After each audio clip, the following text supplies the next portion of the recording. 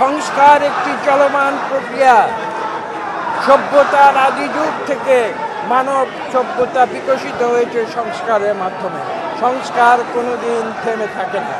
কাজেই আগে সংস্কার, পরে নির্বাচন, অথবা আগে নির্বাচন পরে সংস্কার, এগুলো কোনো অর্থবহ প্রশ্ন নয়। সংস্কার চলবে। যদি আমরা গণতন্ত্রে বিশ্বাস করি, প্রতি 5 বছর নির্বাচন হবে।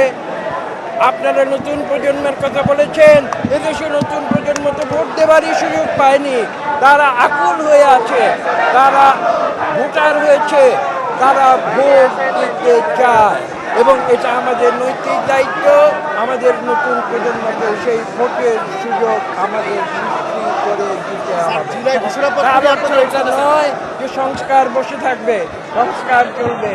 এবং নির্বাচনের জন্য বিশেষ করে যে অত্যাবশ্যকীয় যে সংস্কারগুলো রয়েছে, সেই সংস্কারগুলো প্রশাসনিক সংস্কার, পুলিশ সংস্কার, নির্বাচন কমিশনের সংস্কার, আপনারা দেখেছেন আমরা প্রতিনিয়ত কাজ করে যাচ্ছি।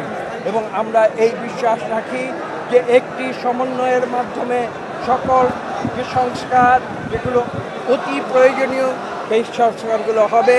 পাশাপাশি নির্বাচনের প্রস্তুতি চলবে এবং যথাশীঘ্র জনগণের দেশ জনগণের হাতে তুলে দেওয়া হবে একটি সুষ্ঠু নিরপেক্ষ নির্বাচনের মাধ্যমে।